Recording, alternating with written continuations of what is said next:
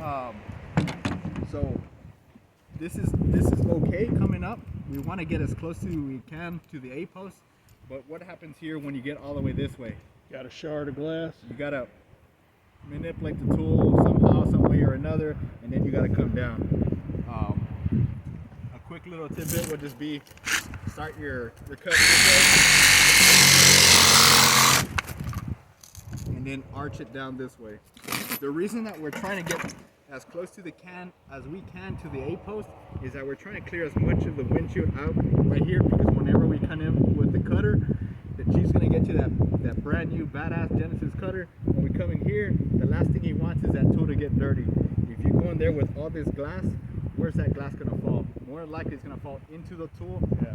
It might not be an issue, but 1 or 2 years later down the line, if we don't service the tool or clean it, that glass is going to be in the tool, then something's gonna fail. So we do it right the first time, get used to clearing out as much of the glass as we can, and then on top of that, cutting from the top, everything will just be a lot more efficient. The tool will be a lot cleaner. You don't have to worry about getting glass shards in the tool, because it will eventually start creating some friction, shaving off a little bit of the blade on the tool. So, but another part of being efficient, instead of coming out this way, and just how you saw it yourself when you were trying to come down on the down cut, now you have to try to, you know what I mean? Yep. So just come in here and start that curve early, and then get a little bit closer this way. And I still have a better job to, I need to get a little bit closer this way. Continuous cut. Yeah. And also as high as possible up here too. I didn't do that. Yeah. So another thing also too is whenever you're coming down,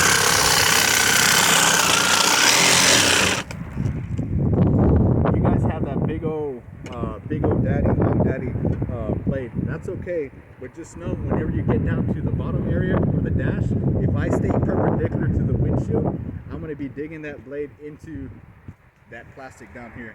So with that, whenever you come down this way, make that nice little curve, and then bring the sawzall parallel to the ground. So that way, it, if anything, it's just going to shim the top of the dash instead of digging it into the dash.